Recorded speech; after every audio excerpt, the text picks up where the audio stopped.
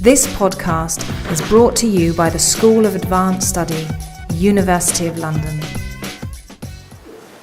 Just by way of sort of introduction, a lot of philosophical attention's recently been sort of focused on variance on the best system analysis of laws and chance. And of particular interest to philosophers lately has been the prospects for the best system analysis and variance on it for yielding high-level laws and chances. So in particular, for recovering as chances the probabilities of statistical mechanics, but also for special sciences, so biology, ecology, meteorology, and so on. So this is a sort of partial list of the authors that have been involved in this project. So in particular, Albert and Lower have been particularly interested in the statistical mechanical case, Callender and Cohen in the special sciences, but you know there are many other people who've been interested in this. But still, a sort of foundational worry about the best system analysis remains, and it's really, I think, unsolved by people who've attempted to sort of modify and build upon Lewis's original analysis. And the foundational worry is that there's no uniquely appropriate measure of the degree to which a system exhibits various theoretical virtues, such as simplicity, strength, and likelihood of fit. Similarly, there's no obviously uniquely correct exchange rate at which the theoretical virtues trade off against one another in the determination of a best system. And I think a lot of people are aware of this problem, but not much has been said to resolve it. Now, indeed, it may be that there's no robustly best system, so no system that comes out best under any reasonable measures of the theoretical virtues and the exchange rate between them. So this worry has been noted by several philosophers, including Lewis himself. Some have in fact suggested that there is indeed plausibly a set of type best systems for our world, that is to say a set of perhaps very good systems, but no one that's robustly best, that comes out best under any reasonable measure of the theoretical virtues and the exchange rate between them. And it's even been argued that this entails that there are no best system laws or chances in our world. In fact, Lewis seemed himself to subscribe to the conditional claim that if there's a tie, there would be nothing well deserving of the name of laws, and presumably nothing well deserving of the name of chance. But Lewis, it's not clear why, thought there was no real serious worry about ties between systems in the actual world. So I think that plausibly there is indeed a set of tie for best systems for our world, but that it doesn't follow that there's no best system chances in our world. Rather, what I think the best system analyst should say is that chances in our world are unsharp, typically at least. And in fact, I think that the existence of ties between systems doesn't imply that there are no laws in our world either. So I think the sort of, I'm not sure about the notion of an unsharp law. Al Hayek at one point suggests the possibility of such a notion, but I'll have more to say about chances and just a bit to say about laws in this talk. So just to recap the best system analysis briefly, so I guess most people are probably fairly familiar with it. So according to the BSA, the best system analysis, the laws are the theorems entailed by that set of axioms that best systematizes the entire history of the world. And then the chances, as Lewis put it, are what the laws say they are, so they're the probabilities that are entailed by the laws. Now, Lewis combined the best system analysis with the distinct thesis of Humean supervenience. So the thesis that the laws and chances supervene on what he called the Humean mosaic. So in other words, the distribution of categorical or non-modal properties throughout space and time.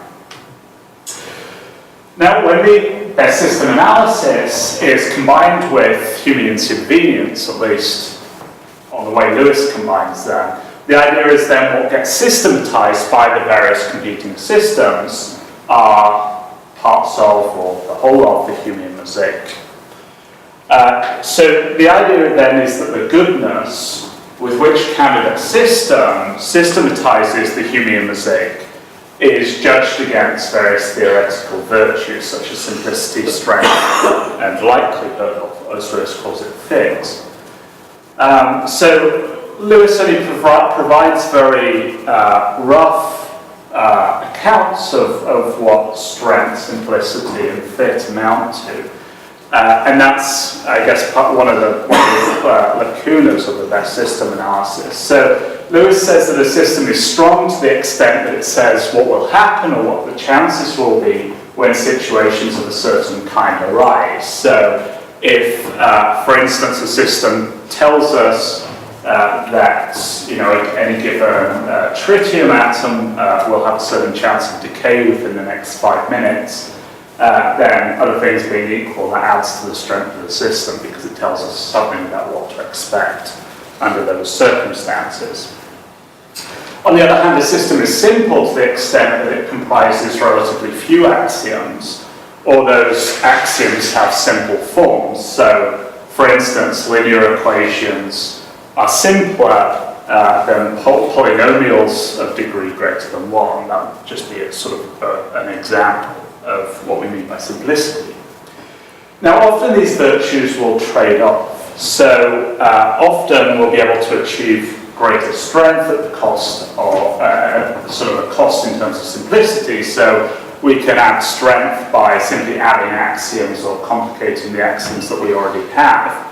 Thus we get strength, but we lose simplicity. And conversely, simplicity can often be gained by the expense of sacrificing strength, so removing axioms or simplifying them.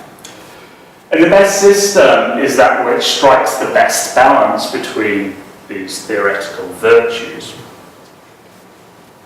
With one further complication, which is that the best system may include a probability function. So the idea there is that if a world's history contains lots of stochastic looking events, so perhaps lots of coin flips or lots of atomic decays or something like that, then it might be that a system will achieve a good deal of strength with relatively little cost in terms of simplicity by coming with a probability function, so including among its axioms a probability function. So the idea is then, well, roughly speaking, rather than a system attempting to include axioms that entail all the particular matters of fact about when this and that particular tritium atom actually decayed, we could simply have a probability function that entails a certain probability of decay within a given period of time, and that would tell us a lot, maybe not as much as one that entailed precisely when each tritium atom existing in the whole history of the universe did in fact decay, but the latter would be too complex to be considered a plausible best system. So maybe this, I'm by and large going to assume that conditional probability is the basic notion, so I'm going to imagine it's the best system or good candidates for the best system coming endowed with a conditional function that maps proposition pairs onto the reals in the unit interval in accordance with the axioms of probability. Okay, so a system that comes with a probability function may exhibit a third theoretical desideratum to a greater or lesser degree, namely likelihood or fit.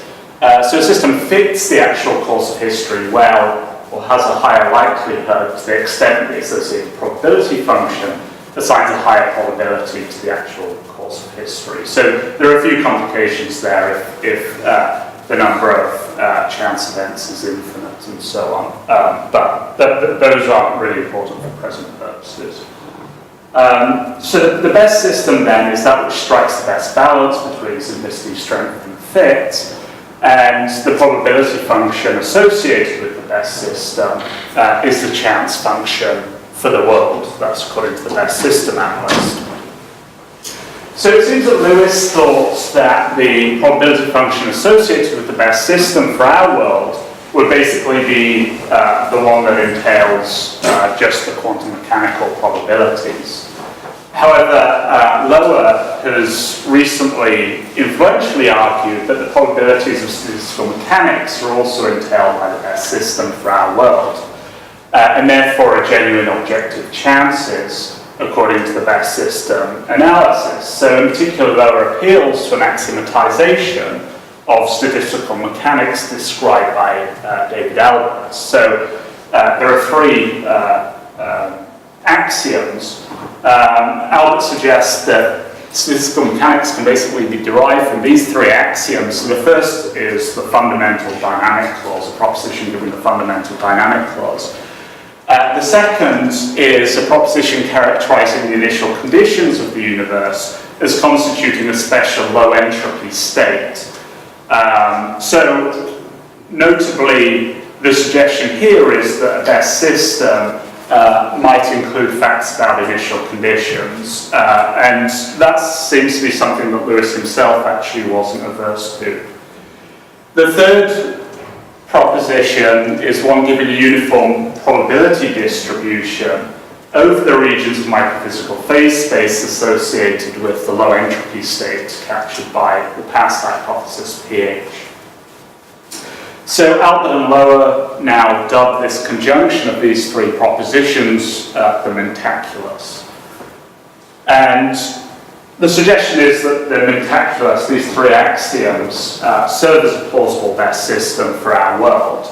So the reason they do so, Albert and Lower think, is that these axioms entail statistical mechanics, and so this is a stronger system than one simply consisting of the fundamental dynamic clause alone. So, I mean, I'm just going to give a very sketchy outline of the argument that statistical mechanical probabilities are derivable from the mentaculus.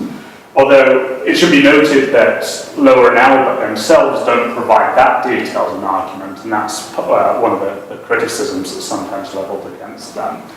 That their arguments are best sort of programmatic.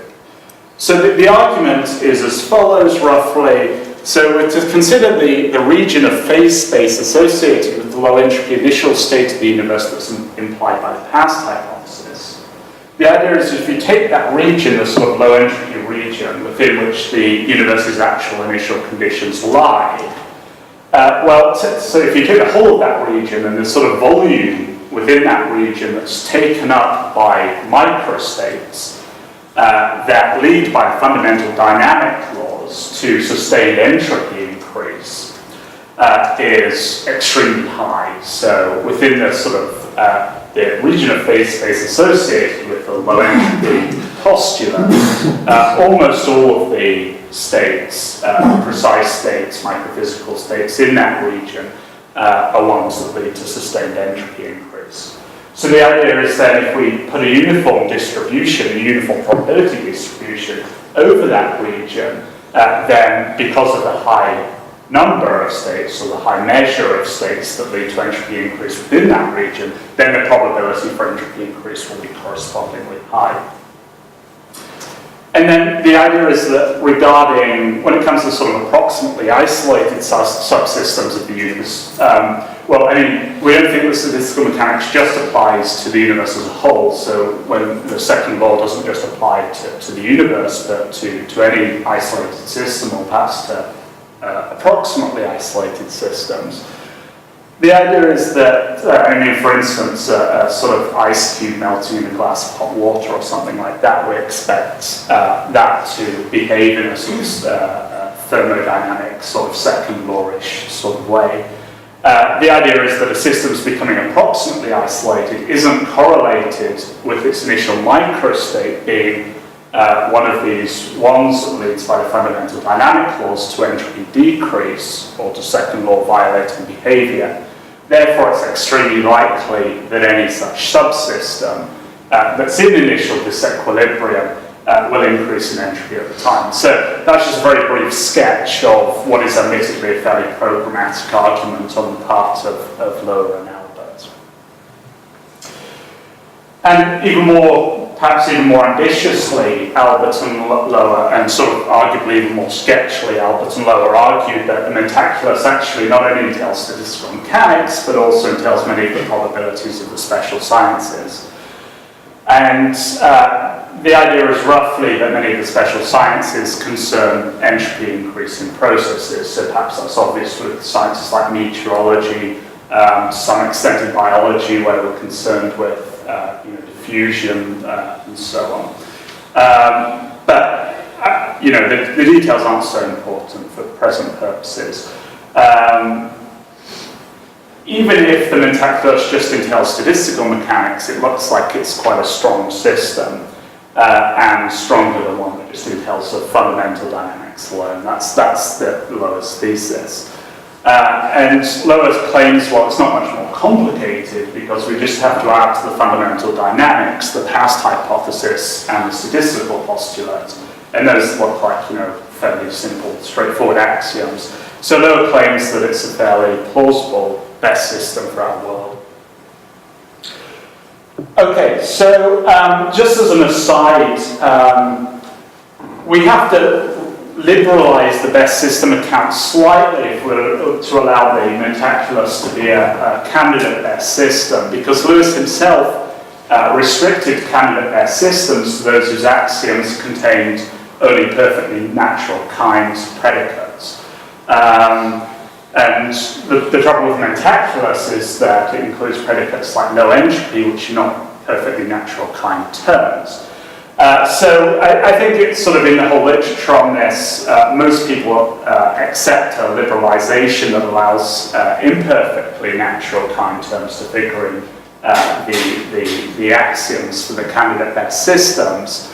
The sort of approach to doing so that I favor is to take naturalness of predicates as itself a theoretical virtue to be weighed alongside simplicity, strength, and fit. But there are a range of other alternatives to liberalizing the best system account given in the literature. So the best system analysis, it might have struck you already, is not completely unproblematic. So Lewis himself says that the worst problem about the best system analysis is that notions such as simplicity and balance are to some extent imprecise. So there's no unique and maximally determinate simplicity metric that's obviously the correct one to apply to candidate systems. There's sort of how we operationalize this notion of simplicity is a sort of vexed question. And in fact, James Woodward has a just very recent article in the British Journal for the Philosophy of Science where he discusses these issues at length. Nor, it seems, is there a unique and maximally determinate correct exchange rate between the competing virtues of simplicity, strength, and fit. So Lewis, in particular, doesn't provide any doesn't even attempt to provide any precise account of what simplicity amounts to, or what the relevant notion of simplicity is, beyond offering a couple of examples, nor does he attempt to state in any precise way the exchange rate at which simplicity and strength trade off against one another. You might wonder whether this could be done. And the worry is that different precisifications of the simplicity metric, and maybe the strength metric too, and the exchange rate between these virtues may yield different verdicts about which system counts as best. So Lewis doesn't really, doesn't really offer much more than the hope that this won't turn out to be the case. So he says if nature is kind, the best system will be robustly best, so far ahead of its rivals that it will come out first under any standards of simplicity and strength and balance. We have no guarantee that nature is kind in this way, but no evidence that it isn't. It's a reasonable hope. If nature were unkind, and if disagreeing rival systems were running neck and neck, then the theorems of the barely best system would not very well deserve the name of laws. And Lewis adds parenthetically, likewise for the threat that two very different systems are tied for best, I used to say that the laws are then the theorems common to both systems, which could leave us with next to no laws. Now I'll admit that in this unfortunate case, there will be no very good deservers of the name of laws. So you might think that the same thing that Lewis says about laws should be said about chances, right? So if there's no clear winner of the best system competition, then there would be nothing deserving of the name chance. So Lewis actually doesn't explicitly say this, but it's an extremely natural view for him to take, given his view that there would be no laws or no good deservers of the name law in such circumstances, and given his view that laws are what they, that chances are what the laws of nature say they are. It is, incidentally, a conclusion that has been explicitly drawn by Klaus Weisbart in a recent article. So what I want to argue is that plausibly when we consider axiom systems, in particular that entail statistical mechanics, there is indeed a set of rival systems that are running neck and neck in the best system competition for our world, at least within the limits of precision of notions such as simplicity and balance. But what I'm going to argue is that that shouldn't lead us to the conclusion that there are no best system chances for our world, but rather that the best system chances for our world are unsharp. Okay, so let's just take for granted the Albert Lower thesis that the mentaculus constitutes a better system for our world, the one comprising the fundamental dynamics alone. The problem is that an axiom system comprising only the fundamental dynamical laws is not the only rival to the mentaculus. There are other possible rivals, and some of these have been considered in the literature already. So one such rival is an axiom system comprising the fundamental dynamical laws, plus an axiom giving the precise initial conditions of the universe. So the Albert and Lower's past hypothesis simply states that the universe, the initial state of the universe is a low entropy one. It doesn't specify precisely what the initial conditions of the universe are, and there are many precise initial conditions compatible with a low entropy initial state. So the system consisting just of the fundamental dynamics plus the precise initial conditions is of course a very strong system. Schaffer suggests it's maximally strong, the idea being that it entails, everything that will happen from the initial moment onwards, at least if the world's deterministic. Karl Hofer's questioned this, roughly speaking, arguing that such a system doesn't give us all the information we might like about high-level occurrences. But I guess the important point is that it's really not obvious how to quantify the complexity, the relative complexity of the mentaculus and the sort of package comprising the fundamental dynamics plus the precise initial conditions in such a way as to allow for comparison in sort of best system competition.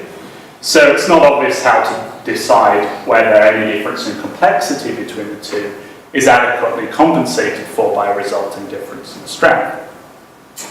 And there are, of course, still further rivals to the mentaculus. So Weisbart, in this recent article, gives an example. So he supposes we're starting with the mentaculus, and then we're considering sort of modifications of it that might produce a sort of rival best system. So he says we can improve fit when we assume a flat probability distribution over a certain sub-region of the past low entropy macrostate, as opposed to over the whole of the past low entropy macrostate, as per the statistical postulate that comprises part of the mentaculus. So the mentaculus says, okay, the universe starts in this sort of low entropy region, and so we apply a probability distribution to that region, and we derive probabilities for what will happen subsequently, given the sort of probabilities of the precise initial conditions, various precise initial conditions within that region. Weisbart's imagining a case where we shrink that region by providing some more detail about the initial conditions of the universe and apply the uniform probability distribution to that. So roughly speaking, the idea is that the sort of thermodynamic probabilities might be affected by this. So Weisbart suggests that we may define this subregion by the demand that a certain elementary particle has a kinetic energy larger than a particular value, E0 for instance. So the idea is that sort of reduces the size of the region of phase space. So we not only stipulate that it's this sort of low entropy region, but we also specify a sort of range within the kinetic energy of one of the fundamental particles that the universe consists of has at the initial moment, so we sort of shrink the relevant region of phase space. But Weisbach points out that if we do, we obviously have to pay in simplicity because we have like this extra detail, namely that this particular particle has a given kinetic energy. So the question is, overall, would we improve the system? Weisbach says it's a difficult question, the answer is far from clear. The only thing we can say is that fit is improved, but that there's cost in simplicity. It's not clear whether the balance favours one system rather than the other. So, I mean, in general, you can sort of generalise Weisbach's reasoning by pointing out that if we hold fixed the fundamental dynamical laws, then three further things need to be specified to derive statistical mechanical regularities. So, well, we didn't worry too much. So basically a measure over the microphysical phase space. A region, a specification of a region within which the initial microstate of the universe is located. So that something like the past hypothesis gives us, it tells us that the relevant regions picked out by this low entropy condition. And thirdly, a probability distribution over the relevant region of phase space. So in the case of the mentaculars, well, the measure is just the Lebesgue measure. The region of phase space is taken to be the region, call it gamma 0, that's associated with the special low entropy macro state described by the past hypothesis. And the probability distribution over that region is just taken to be the one that's uniform on the Lebesgue measure. So Weisbach's considering a rival to the mentaculus, which involves applying the uniform distribution to a subregion of the phase space region that Albert and Lower consider. So we might call this subregion gamma sub B. So we basically get this by specifying that it's associated with the low entropy macro state, but adding an additional piece of information, namely that this particular particle has kinetic energy above a certain threshold. And so one consider at least a plethora, maybe a continuum of rival systems to the mentaculus generated by specifying more and more of the microphysical details of the universe's initial state. So in other words, by considering smaller and smaller subregions of gamma 0. And roughly speaking, the idea would be that as we move along this continuum, we get better and better fit at the cost of less and less simplicity, because to reduce the size of the relevant phase space region, we have to specify more and more details about the universe's actual initial state. Until the extreme case, where we've specified all of the information and we arrive at the precise initial conditions corresponding to a point-size region of phase space, call it gamma sub delta. Another way of sort of coming up with rivals to the mentaculus might be, rather than messing around with the size of the phase space region to which the probability distribution is applied, instead playing around with the probability distribution that's applied to it. So, for instance, Frigg and Hofer consider a peaked distribution, sort of Dirac delta distribution. So P sub delta with a peak at the precise point-sized initial condition of the universe. So basically the delta distribution assigns probability 1 to the actual initial conditions and probability 0 everywhere else. So, I mean, you might think these two ways of playing around with the mentaculus are equivalent, at least in some cases. So the idea is you can formulate a family of mentaculus-like axiomatizations of statistical mechanics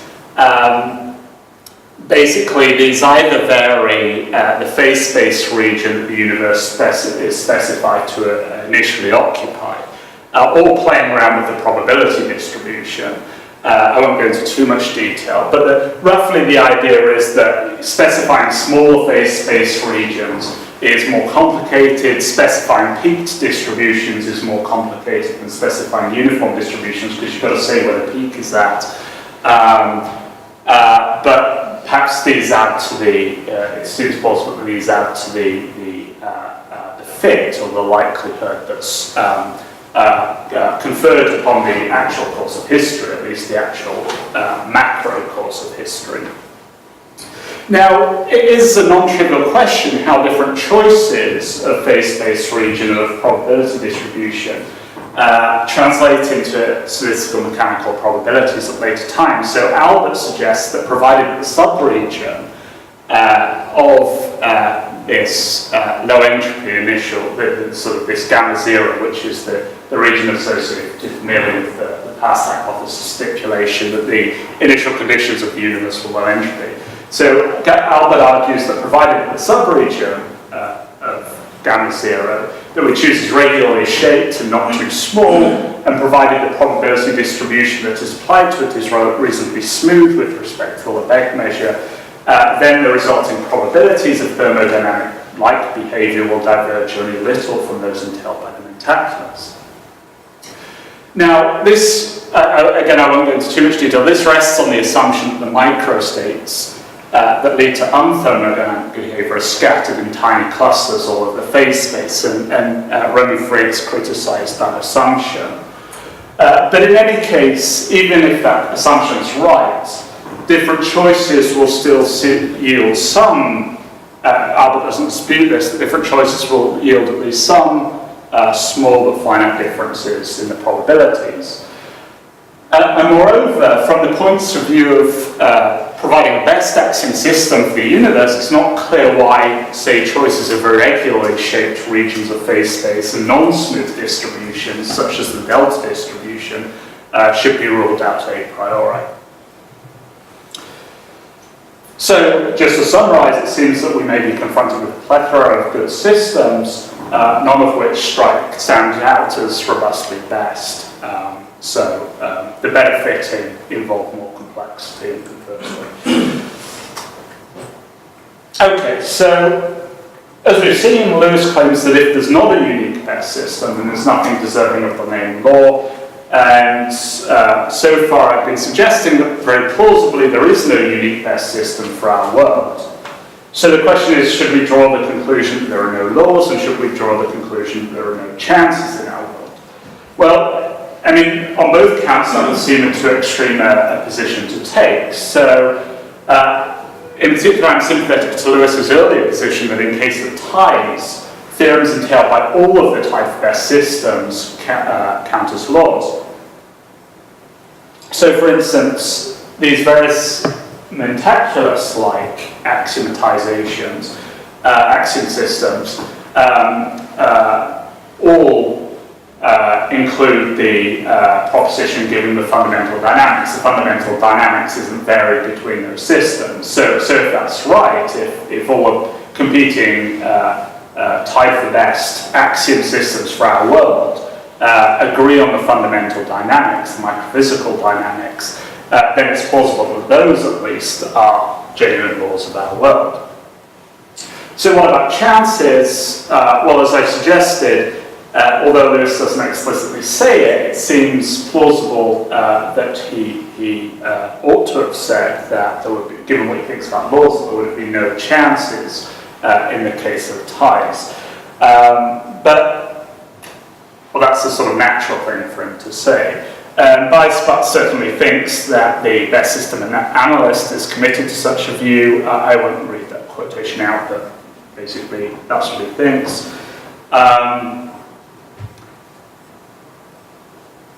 So the idea is that the Humean mosaic, together with the theoretical virtues, fail to single out a unique probability and unique best system, and therefore a unique probability function for our world. Consequently, Weisbach thinks there's nothing that counts as the objective chance function for our world. This is precisely analogous to Lewis's claim about laws. But again, I think this is too extreme. So firstly, I think it would be reasonable at least to adopt a position analogous to Lewis's earlier, more moderate position on laws in the case of ties between systems. In particular, to say that any probabilities that the tie for best systems agree on are objective chances. So if the tie for best systems all agree on the fundamental dynamics, then they'll presumably agree on, say, the probabilities for tritium atom decay. And if they all agree, then it would seem odd not to regard those agreed upon probabilities as chances. But what I want to argue is that it's also plausible that chances, even in the case of ties, extend beyond such agreed upon probabilities, in particular to the probabilities of statistical mechanics.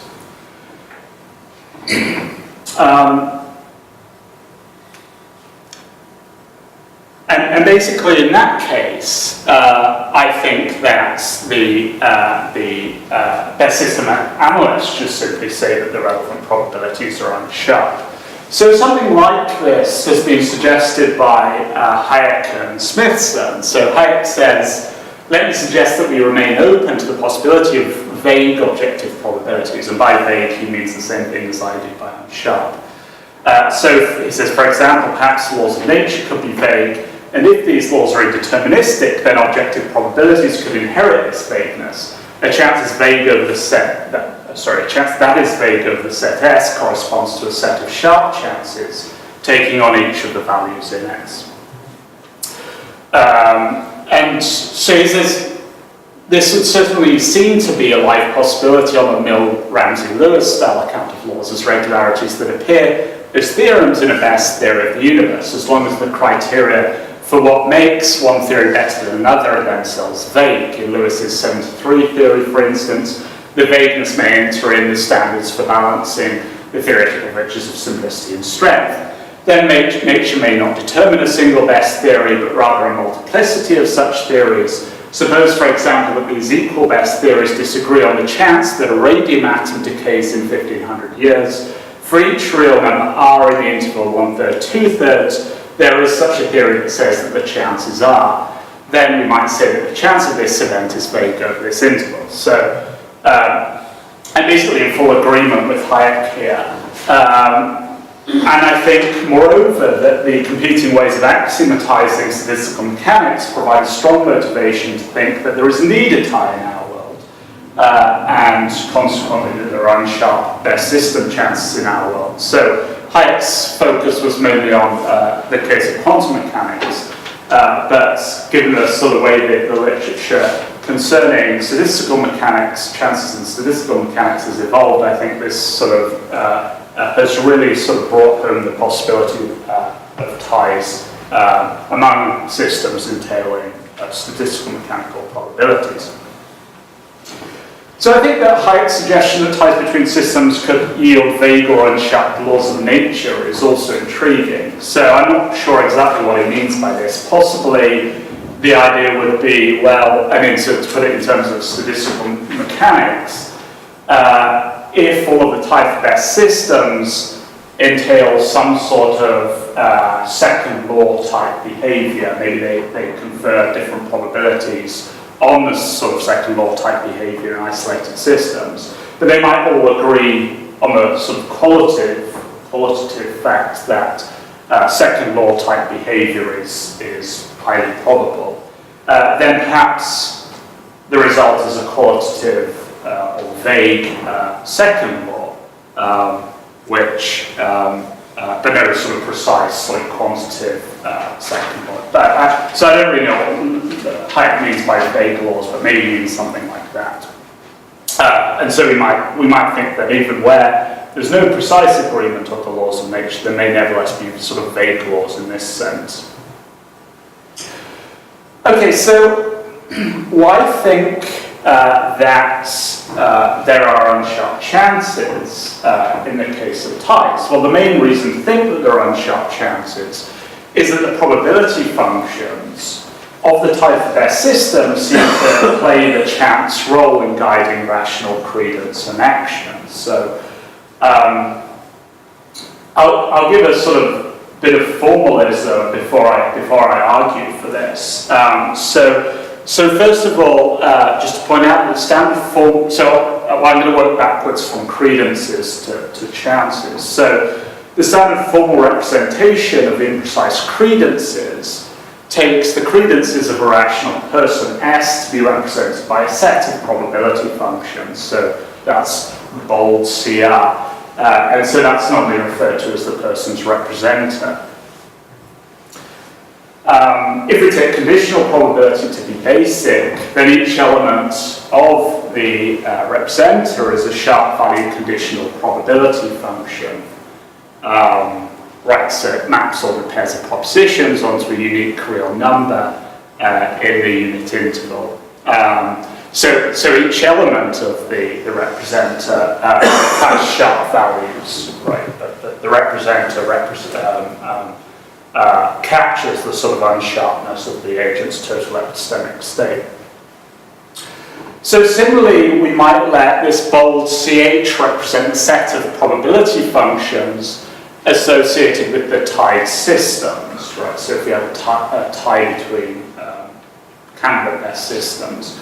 So, for want of a better term, call this set the cadentor.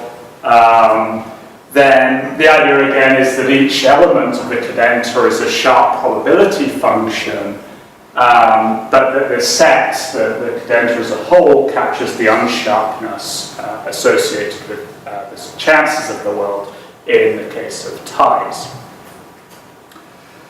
So just abusing notation slightly, we could let bold CH X conditional on Y represent a function that maps ordered pairs of propositions X and Y to the set of values that the probability functions in the cadentor give for X conditional upon Y. So the idea is basically this function spits out the set of values that are entailed for X conditional upon Y by the type of best systems. And similarly with the representer. So we again abuse notation slightly and let this capital CRX conditional on Y represent a function that maps all the pairs of propositions to the set of values that the probability functions in the representer give for X conditional upon Y. Okay, so now to try to formulate a sort of unsharp chance, unsharp credence connection that seems plausible, let F be a proposition that specifies that a certain chance setup C is instantiated. So the idea is that the information that C is instantiated is enough to sort of, for these sort of probability functions associated with the type of best systems to get some sort of grip. So the idea is that they yield well-defined, come up with a well-defined set of probabilities for various outcomes conditional upon the proposition F. And let A be just such an outcome specifying proposition, so that there's a well-defined probability for at least most of, or at least some of the probability functions in the cadentor conditional upon F. And let E be any unmissable proposition, so it's a proposition that doesn't convey information about the truth value of A, that isn't simply information about the fact that the chance setup's instantiated, and information about the unsharp chance for a conditional upon the instantiation of that chance setup.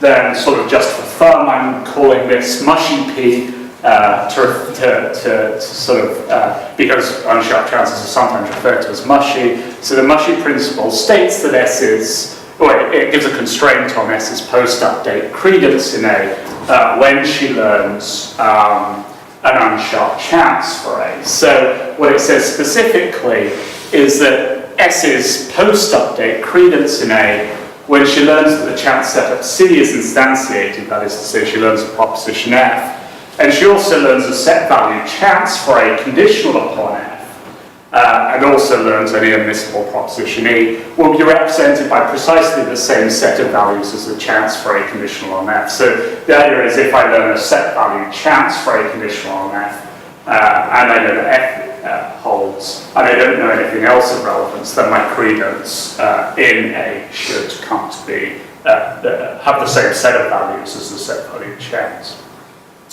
So Hayek and Smithson claim that something along the lines of mushy P is plausible. So they say if you regard the chance function as indeterminate regarding some proposition X, it would be odd and arguably irrational for you to have a credence any sharper. Compare if your doctor is your sole source of information about medical matters and she assigns a credence of sort of that's unsharp over the interval 0.4, 0.6 to your getting lung cancer, then it would be odd and arguably irrational for you to assign this proposition a sharp credence, say 0.5381. How would you defend that assignment? So there's some sort of intuitive motivation for a principle along these lines. But even if mushy P is the at least approximately correct chance credence principle for the case of unsharp chances, then it of course remains to be shown that the set of probability functions entailed by the type of best systems play the chance role in guiding credence according to mushy P. So I don't have any completely satisfactory demonstration that they do so.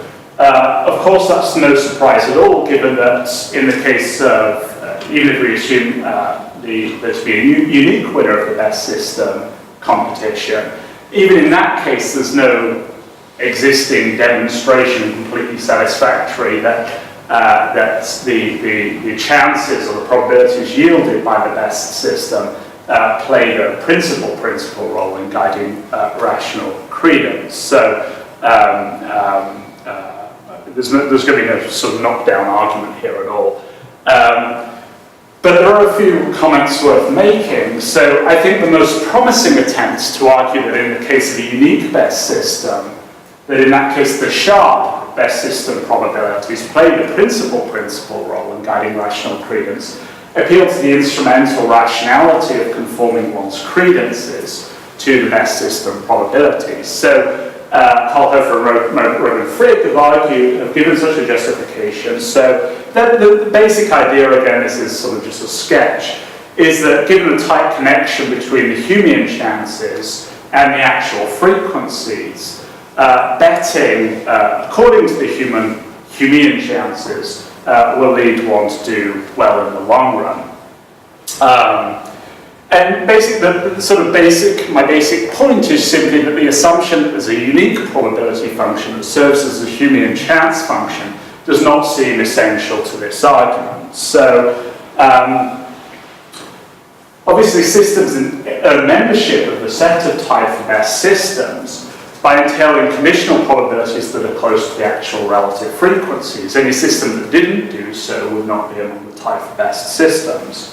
Consequently, an agent who bets according to the conditional probabilities that are entailed by a member of the family of type for best systems will do well in the long run. Moreover, an agent who knew the set of probability functions associated with the type of best systems would lack a rational basis for choosing between them. So that's more or less Hayek and Smithson's point. So the idea is that she would be rational. So this is rather sketchy, but the idea is she appears to be rationally obliged to adopt a credence that takes the set of values corresponding to the probabilities entailed by the set of type of best systems. So for instance, all the type of best systems entail a very low probability for entropy decrease in most isolated systems. An axiom system that did not would of course be straightforwardly excluded from the set of type of best systems on the grounds that it's highly ill-fitting, since fit implies a close correspondence of the entailed probabilities to the actual frequencies. So instrumental justifications, there is an instrumental justification for not adopting a credence outside the set of probabilities yielded by the type systems, namely that betting or acting as though entropy decrease in non-equilibrium isolated systems is not very improbable, would lead one to do very badly in the long run. Okay, so just to preempt one possible worry, You might think, well, some well-fitting systems aren't among those that are tied for best, since they're too complex.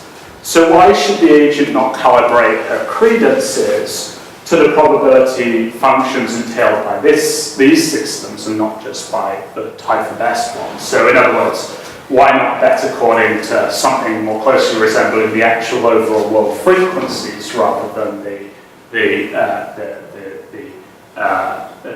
chances entailed by various elements of the type of best systems, the set of type of best systems. But note that this isn't a particular or a sort of special problem on the view that there are ties between systems and the associated probability functions constitute an unsharp chance for the world. It's a problem for the best system account more generally. So, in general, the best system analyst must face the question of why rational credence should be guided by the best system probabilities rather than by the actual overall world frequencies, given that it seems that betting according to the actual overall world frequencies would lead one to do better in the long run. So, in other words, you might think the best system analyst needs to have some account of why simplicity considerations ought to constrain rational credence. Otherwise, she'll have no answer to the question of why the probabilities of the overall best system should play the chance role in guiding rational credence rather than the probabilities of the best fitting, but presumably highly complex system. Alternatively, and sort of to my mind more promisingly, the best system analysts might admit that the best system probabilities are imperfect players of the chance role in guiding rational credence, but might maintain, at least contra Lewis's early view, that the chance credence connection doesn't exhaust the chance role. So it's been argued that there are other sort of very plausible platitudes concerning chance, and that, contra Lewis, the principal doesn't tell us all we know about chance. So you might argue that the probability function of the overall best system, so for now assume it's unique, counts as a chance function because it plays other aspects of the chance role better than the probability function associated with the best fitting system. So one example of such a platitude that might help out is some sort of frequency tolerance platitude concerning chance. So the frequency tolerance, the alleged frequency tolerance platitude says that something like, while the actual frequencies are evidence for chances, and while perhaps chances explain frequencies, actual frequencies may diverge perhaps arbitrarily from the chances. Now, if we consider the sort of maximally best fitting system, maybe the one that just specifies the actual overall world frequencies, then that obviously exhibits zero frequency tolerance, right? It just specifies what the actual overall world frequencies are. So it doesn't seem to very well conform to this platitude. But of course, best system, best system probabilities are constrained too, not to diverge arbitrarily from all frequencies throughout the entire history of the world. So they can't exhibit arbitrarily large global divergence from the actual frequencies. Consequently, they might be imperfect players of the chance frequency aspect of the chance role, but because the best system probabilities are somehow simplicity constrained, this allows for some global divergence and a great deal of local divergence from the actual frequencies, especially if this buys simplicity to the system that entails them. So the idea is, okay, maybe the best system probabilities neither perfectly play the chance credence role nor perfectly play the chance frequency role, but they somehow, maybe strike the best balance and do better overall at playing the chance role than simply the actual overall world frequencies. And again, so the idea is that such arguments can be straightforwardly adapted to for our purposes. So if we relax the assumption of a unique best system, we can admit a set of all and only the probability functions entailed by the type of best systems doesn't perfectly play the mushy p role and doesn't play it better than any other set of probability functions, such as sets including the function that simply gives the actual overall world frequencies. But we can argue that the simplistic constrained probability functions associated with the type of best systems play other aspects of the chance role, for instance, frequency tolerance, better than those sets that are its rivals for the name chance. Okay, so just to conclude then, if we take some variant of the best system analysis to be correct, and I've really stuck fairly closely to the original best system analysis for the purposes of the talk, one could say more about the sort of modified best system accounts proposed by Callender and Cohen and so on. I think if we accept any sort of variant of the best system analysis, we have good reason to think that there are unsharp chances in our world. This is for the following reasons. First, it's implausible that there's a single axiom system that strikes the uniquely best balance between the theoretical virtues, especially given the imprecision of notions like simplicity and balance. Secondly, the type of best systems come endowed with different probability functions that entail different probabilities for the same events, for instance, thermodynamic events. Thirdly, the set of probabilities entailed by the set of probability functions associated with the type of best systems plays the chance role, partly in guiding rational credence and decision, but maybe also other aspects of the chance role better than any of its rivals. That would be the argument. Okay.